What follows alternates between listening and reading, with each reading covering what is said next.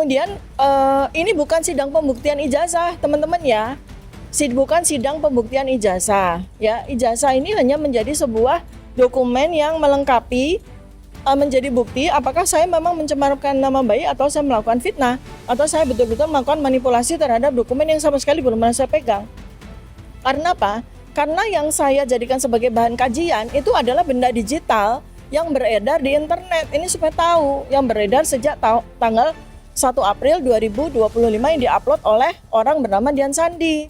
Jadi itu bukan dokumen ijazah milik Joko Widodo. Sebab ijazah Joko Widodo andai kata ada, karena ada satu ahli yang bernama Dr. Bonatwa Silalahi yang sudah membuktikan secara administrasi publik bahwa ijazah Joko Widodo itu tidak ada. Yang ada yang beredar, yang dipakai itu hanya fotokopinya saja.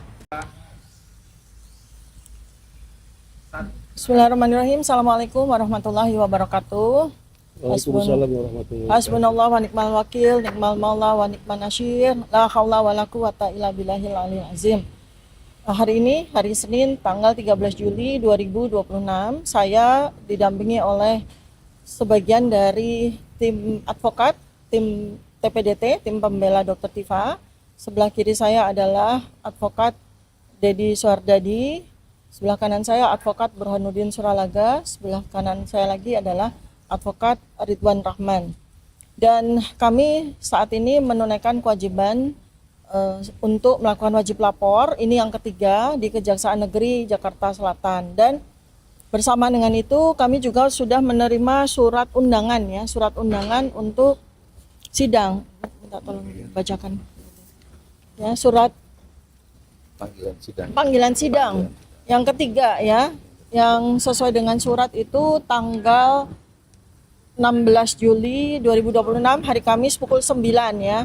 Ya, bagi teman-teman, saudara-saudara sebangsa dan setanah air dimanapun Anda berada, terutama yang tinggal di kawasan Jabodetabek, saya sangat mengharapkan kita semua sama-sama berdoa, berjuang. Apabila ada keluangan waktu silakan untuk hadir ya hari Kamis 16 Juli 2026 pukul 9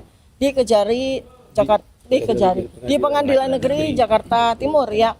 Agendanya adalah kita akan mendengarkan jawaban dari jaksa penuntut umum atas eksepsi atau nota perlawanan yang sudah kita berikan pada minggu lalu. Ya, itu adalah undangan dan undangan kami terima dengan baik. Insya Allah sebagai warga negara yang taat hukum, saya akan hadir ya bersama dengan insya Allah seluruh advokat TPDT. Kemudian ada yang mau ditambah tentang sidang? Sudah ya, cukup ya. Nah, kemudian yang kedua adalah yang perlu kami sampaikan adalah sesuai dengan 2 kali kami menyampaikan permintaan untuk pemenuhan dokumen BAP ya seperti yang sudah kami lakukan pada persidangan perdana, di mana pada saat sidang perdana sudah dimulai kami belum mendapatkan BAP semua saksi secara lengkap. Untuk remind ya, bahwa untuk diketahui ya bahwa sesuai dengan pernyataan atau penjelasan dari Polda Metro Jaya bahwa mereka untuk kasus dugaan ijazah palsu ini, untuk kasus pencemaran nama baik saya menjadi orang yang terkriminalisasi ini, Polda sudah memeriksa 130 saksi, ya diantaranya ada 26 ahli. Namun pada saat sidang perdana sudah dijalankan, kami baru menerima kurang dari setengah BAP, padahal itu adalah menjadi hak dari advokat dan terdakwa.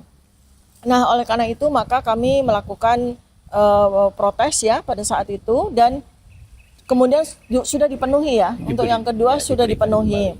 Sudah dipenuhi lagi tambahan BAP, jadi jumlah kurang lebih ada 111 BAP yang kami terima. Begitu ya? Ya, sekitar 111. Jadi memang masih ada yang belum kami terima, tapi untuk kami rasa sudah cukup. Ya sudah, kalau memang JPU hanya memberikan kepada kami BAP sebanyak 111, ya sudah, kita nanti akan bertarung ya untuk BAP tersebut ya untuk ini. Nah, tetapi ada hal yang menarik adalah bahwa saksi-saksi sesuai dengan yang sudah kami periksa pada BAP tersebut ternyata bukan saksi-saksi yang katakanlah memperkuat dari pihak pelapor gitu. Karena saksi-saksi, justru saksi-saksi kunci dengan yang menjadi jantung dari persoalan ini malah tidak diberikan kepada kami. Tapi ini bukan menjadi sebuah hal yang katakanlah menguntungkan atau merugikan kami, bukan. Tapi insya Allah kita akan pelajari secara bersama-sama. Dan untuk diketahui ya bahwa ada dua bundel besar ya, dua bundel yang masing-masing tingginya kurang lebih sekitar 58 cm ya. Satu adalah bundel BAP, satu lagi adalah bundel resume. Total dari resume itu jumlah halamannya 2776. Ini baru resume ya. Halamannya 2776.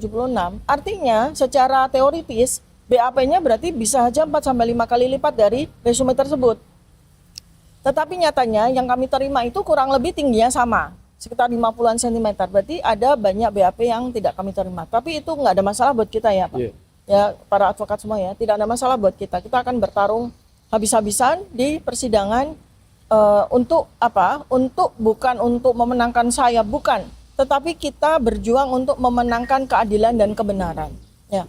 Kemudian ada satu hal lagi yang terkait dengan beberapa hari terakhir ya, ada kabar yang hangat ya tentang Komisi Yudisial. Itu akan dijelaskan oleh advokat Ustadz Deddy Suhadadi. Silakan Ustadz. Ya. Assalamualaikum warahmatullahi wabarakatuh. Waalaikumsalam. Menyambung apa yang disampaikan oleh Dr. Tifa, kami ingin ingatkan lagi bahwasanya untuk masalah KY, kami saat ini belum sama sekali memberikan surat apapun kepada KY.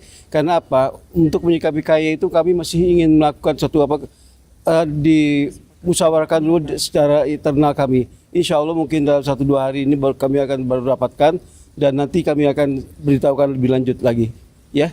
Insya Allah. Jadi mohon dicatat bahwasanya kami sampai saat ini belum melakukan suatu tindakan apapun terhadap KY, berhubungan dengan KY. Ya, oke. Ya, baik. Terima kasih Ustadz. Ada yang mau nambah tentang KY? Ya. Ya.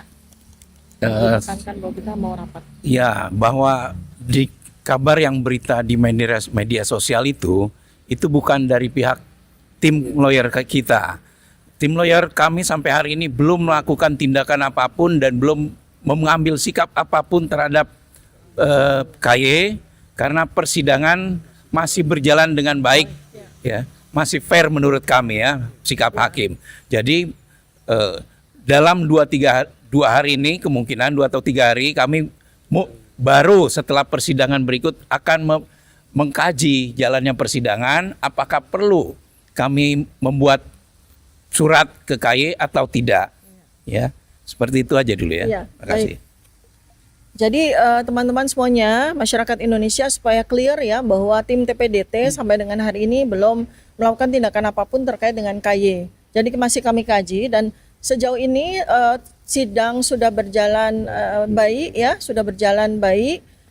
Hakim juga baik, JPU pun juga demikian. Artinya sidang berjalan dengan lancar sehingga kami belum membuat sebuah pemikiran ya apakah KY perlu kita libatkan di dalam sidang yang terkait dengan saya. Jadi demikian ya teman-teman, semuanya clear ya. Dan saya mengharapkan agar doa, dukungan dan semua dari teman-teman dari seluruh masyarakat Indonesia terus membersamai kita dalam memperjuangkan keadilan dan kebenaran. Terima kasih. Assalamualaikum warahmatullahi wabarakatuh. Boleh, silakan. Yang pertama adalah dalam dakwaan kemarin banyak disebutkan justru kesaksian dari Kompol Syarif yang mana Kompol Syarif selalu dilibatkan di dalam kasus desa ini, dia yang melaporkan ke Pak Jokowi. Apakah Bu Siva melihat di sini ada semacam keanehan ya, seolah-olah dialah yang nanti akan dijadikan sebagai saksi tunggal di dalam pembuktian kasus ini atau seperti apa tanggapannya? Itu yang pertama. Baik. Terus yang kedua adalah soal BAP yang tadi disebutkan Dr. Siva bahwa BAP-nya itu tidak lengkap yang diberikan oleh jaksa. Apakah masih akan ada upaya Dr. Siva untuk tetap meminta BAP dari jaksa meskipun itu belum sampai dengan hari ini dan disebutkan belum lengkap ya? Ya. Silakan.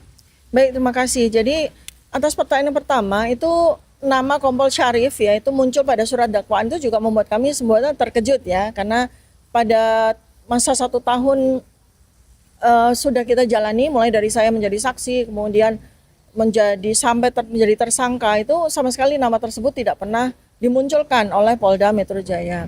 Nah, terkait dengan apakah yang bersangkutan ini akan menjadi saksi untuk menggantikan saksi pelapor atau saksi korban, kita tidak perlu melakukan spekulasi di sini ya. Kita tunggu saja nanti. Dan yang jelas adalah kami semua, para advokat sudah mempelajari baik-baik surat dakwaan yang berisikan tentang kesaksian dari Kompol Syarif tersebut, dan insya Allah kita akan siap untuk menghadapi semua pernyataan-pernyataan yang disampaikan oleh saksi di persidangan. Karena yang namanya keputusan dari hakim nanti itu adalah terkait dengan fakta persidangan ya. Jadi apa saja yang disampaikan, yang terungkap di dalam persidangan, bukan yang ada di BAP. Jadi kita akan dengan senang hati kita nanti akan mendengarkan apakah Kompol Syarif nanti akan juga dihadirkan sebagai saksi gitu ya. Intinya apapun, siapapun juga saksi yang dihadirkan oleh JPU, kita siap insya Allah. Dan kemudian terkait dengan BAP, jadi setelah kami melakukan permintaan sebanyak 3 kali terkait dengan jumlah BAP yang tidak sesuai dengan apa yang disampaikan oleh Polda, ya mungkin kita berpikir bahwa kita sudah cukup ya untuk melakukan permintaan sebanyak 3 kali tersebut.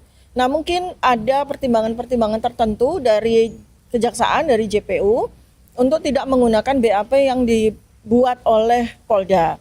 Atau mungkin juga ada kebijakan atau pertimbangan dari Polda untuk tidak menyerahkan semua BAP dari seluruh saksi yang sudah diperiksa. Jadi itu ranah mereka lah ya. Jadi ranah Polda Metro Jaya maupun ranah dari Kejaksaan ya.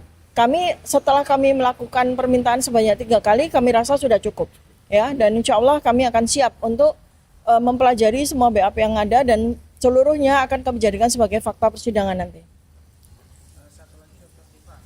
Hari ini masyarakat kan menantikan Pak Jokowi untuk hadir di persidangan dan membuktikan keaslian ijazahnya, itu yang hari ini sedang berkembang di masyarakat. Dan kita ketahui bersama Pak Jokowi ini biasanya sentani belok kiri, dia mau hadir tapi ujung-ujungnya dia tidak mau hadir. Nah, kira-kira ada upaya apa dari tim pengacara ini supaya kita lega bahwa Pak Jokowi ini benar-benar negarawan hadir dan membuktikan ijazahnya asli. Ya, jadi pertama adalah tanggapan saya, mungkin nanti bisa ditambahkan oleh para advokat semuanya ya. Tanggapan saya terkait dengan statement-statement yang disampaikan oleh Pak Joko Widodo sendiri maupun oleh para advokat maupun para termul ya. Kita jangan lagi punya pengalaman buruk ya, terutama misalnya contoh tentang SMK 6.000 dan sebagainya. Jadi janganlah percaya sampai buktinya ada. Janganlah percaya bahwa mobil SMK betul-betul ada, betul-betul terjual 6.000 unit, sampai barangnya betul-betul ada. Demikian juga dengan pernyataan-pernyataan disampaikan Pak Joko Widodo maupun para pendukungnya ya, para pendukungnya maupun advokatnya. Kita tidak skeptis, kita juga tidak meragukan, yang penting pokoknya kalau beliau hadir ya sudah hadir. Gitu. Terus kemudian juga terkait dengan kehadiran beliau, ya menurut hemat kami, beliau nanti akan dapat undangan ya karena beliau ini saksi pelapor. Ya, saksi pelapor tuh hukumnya wajib hadir karena ini adalah delik aduan. Jadi tidak ada ceritanya saksi pelapor tidak mau bertanggung jawab terhadap pelaporannya dengan tidak hadir apapun alasannya. Bahkan kalaupun sakit misalnya ya menunggu sampai beliau sembuh. Ya, seperti itu. Jadi tidak ada juga alasan karena kesibukan dan sebagainya lalu dapat privilege untuk bisa melaksanakan pemanggilan kehadiran itu dengan Zoom ataupun dengan media yang lain ya. Jadi tetap harus hadir secara fisik, itu kan sesuai dengan KUHP ya. Acara pidananya kan begitu ya. Jadi saksi pelapor harus bertanggung jawab terhadap pelaporannya. Nah, mengenai kapannya tentu saja apabila kita akan mengikuti ini kita sama-sama belajar ya. Jadi masyarakat Indonesia banyak bertanya itu kapan Pak Jokowi datang karena kita semua sama-sama buta hukum. Kita tidak tahu prosedur acara pidana itu seperti apa. Jadi ini baru berjalan proses surat dakwaan ya sebagai sidang pertama. Lalu kemudian kami diberi kesempatan untuk melakukan perlawanan. Lalu nanti sidang berikutnya JPU akan memberikan tanggapan. Nah baru setelah itu nanti ada putusan sela. Putusan sela apakah perlawanan kami diterima ya atau tidak. Nah habis itu baru kalau memang sidang ini dinyatakan menurut hakim itu layak untuk disidangkan ya kita akan jalan. Nanti pada saat persidangan itu nanti saksi-saksi ya itu sesuai dengan yang sudah di-list oleh JPU ya nanti akan dihadirkan satu demi satu. Utamanya adalah saksi pelapor tentu saja. Itu ya. Jadi kita tunggu saja nanti. Kalau memang putusan sela itu diterima ya artinya sidang tidak berlanjut. Kemudian kalau putusan sela itu kami ditolak ya kita sidang akan lanjut ya kita akan bertarung terus gitu ya insya Allah. Nah kemudian yang terakhir yang saya sampaikan terkait dengan pernyataan ini, saya ingin mengingatkan kepada seluruh masyarakat Indonesia bahwa sidang yang berjalan dengan saya sebagai terdakwa itu adalah atas sidang dua hal yang dijadikan sebagai jadi satu. Dan ini pun juga sudah menyalahi KUHAP ya. Jadi delik aduan dicampur jadi satu dengan delik umum. Itu menyalahi kan itu ya. Tetapi intinya adalah yang didakwa itu saya, bukan Pak Joko Widodo. Jadi di sini adalah saya didakwa oleh Pak Joko Widodo melakukan pencemaran nama baik, fitnah dan melakukan manipulasi terhadap informasi elektronik yang dia punya kan itu. Jadi kemudian ini bukan sidang pembuktian ijazah teman-teman ya, bukan sidang pembuktian ijazah ya. Ijazah ini hanya menjadi sebuah dokumen yang melengkapi menjadi bukti apakah saya memang mencemarkan nama baik atau saya melakukan fitnah. Atau saya betul-betul melakukan manipulasi terhadap dokumen yang sama sekali belum pernah saya pegang. Karena apa? Karena yang saya jadikan sebagai bahan kajian itu adalah benda digital yang beredar di internet. Ini supaya tahu, yang beredar sejak tanggal 1 April 2025 yang diupload oleh orang bernama Dian Sandi. Jadi itu bukan dokumen ijazah milik Joko Widodo. Sebab ijazah Joko Widodo andai kata ada, karena ada satu ahli yang bernama Dr. Bonatwa Silalahi ya sudah membuktikan secara administrasi publik bahwa ijazah Joko Widodo itu tidak ada. Yang ada yang beredar, yang dipakai itu hanya fotokopinya saja. Nah, jadi dan itu sama sekali bukan domain saya untuk melakukan kajian tersebut. Yang saya pakai sebagai bahan kajian sekali lagi adalah benda digital yang beredar di internet. Ya, kalau memang Pak Joko Widodo itu adalah lulusan, betul-betul lulusan UGM tahun 1985, beliau sama sekali tidak punya ijazah elektronik. Beliau sama sekali tidak punya dokumen elektronik. Yang beliau miliki hanyalah ijazah kertas analog. Dan kita semua juga sama sekali belum pernah melihat kan ijazah analog seperti apa. Jadi itu adalah tuduhan yang salah alamat. Sekali lagi adalah saya tegaskan bahwa sidang yang sedang saya jalankan ini bukan sidang terkait dengan pembuktian ijazah Joko Widodo. Ya. Tetapi terkait dengan saya didakwa, sehingga yang saya lawan itu adalah dakwaan atas perbuatan yang didakwakan kepada saya. Nah, apabila ada pihak-pihak yang ingin sekali mendakwakan pemalsuan ijazah Pak Joko Widodo atau ingin membawa peristiwa atau kasus ijazah Joko Widodo ini ke persidangan, maka silakan Anda bikin laporan. Anda bikin laporan, ayo silakan Anda berani. Jadi Anda bikin laporan, dan yang bisa bikin laporan bukan hanya orang awam ya, bukan hanya orang umum, bahkan advokat aja juga bisa membuat laporan. Jadi buat Anda semua, apapun profesi Anda, apabila Anda memang ingin mengajukan dugaan ijazah palsu Joko Widodo ini kepada ranah persidangan, silakan Anda bikin laporan polisi. Saya itu sama sekali belum pernah membuat laporan polisi. Jadi dalam hal ini adalah saya ini yang dilaporkan, bukan saya yang melaporkan siapapun. Ya, demikian. Apakah ada pertanyaan lain? Terakhir dari yang terakhir. Ya. Tadi menyinggung Dian Sandi ya. Ya. Pertama kali postingan soal menyebutkan bahwa ini adalah ijazah asli Pak Jokowi. Ya. Itu ya di dalam postingan di Twitternya. Ya. Dan itulah yang menjadi dasar ketertiban Pak Roy dan kawan-kawan untuk meneliti ijazahnya. Nah, artinya di sini kalau kita lihat berarti muaranya adalah kepada satu orang itu, yaitu Dian Sandi. Ya. Nah, apakah ada upaya dari tim hukum Dr. Tifa ini mengenai Dian Sandi ini harus membuktikan bahwa itu beneran punya Pak Jokowi atau tidak nanti di persidangan? Apakah ada upaya itu nanti? Ya tentu saja, karena kita lihat dari daftar saksi ya, nama Dian Sandi ini ada di dalam daftar saksi dan BAP-nya pun juga sudah kami terima. Jadi nanti kita tunggu saja, karena memang yang menjadi bahan objek kajian kami ya, terutama saya itu memang benda digital ya, saya sebut ya, benda digital atau artefak digital itu yang beredar yang di-upload oleh Dian Sandi. Nah, di dalam Undang-Undang ITE ya, sebagaimana juga yang kami pelajari sama-sama, ada namanya undang-undang yang berlaku kepada uploader dan downloader. Jadi Dian Sandi ini berperan sebagai uploader. Ya, sementara ketika kemudian Pak Joko Widodo itu melaporkan saya, beliau berperan sebagai downloader. Jadi itu kunci atau jantung dari peristiwa penggunaan benda digital, dan ini ada di undang-undang. Lalu kemudian yang paling penting adalah kalau saya belum tahu ya apakah dakwaan saya dan ini yang sangat tidak fair ya di sini ya. Jadi saya itu diberi beban ya atas perbuatan orang lain. Jadi dari 28 perbuatan orang lain dalam bentuk link ya, itu hanya 5 yang berkaitan dengan saya, dan itu pun dari 5 itu pun ada yang langsung, ada yang tidak langsung. Jadi itu sungguh sangat tidak adil, sungguh sangat tidak fair membebankan perbuatan orang lain yang banyak orang itu dibebankan kepada saya. Ya, itu yang harus ditekankan terus oleh kita, dan kita akan permasalahkan itu di sidang ya. Kemudian harapan kami dengan adanya pembebanan yang melampaui daripada apa yang saya lakukan, mudah-mudahan itulah yang memperkuat juga eksepsi kita ya, begitu. Baik, Bang Ridwan, Bang Burhan, Ustadz, ada yang mau ditambah? Ya, kehadiran. Ya, tambahkan sedikit. Ya, Assalamualaikum warahmatullahi wabarakatuh.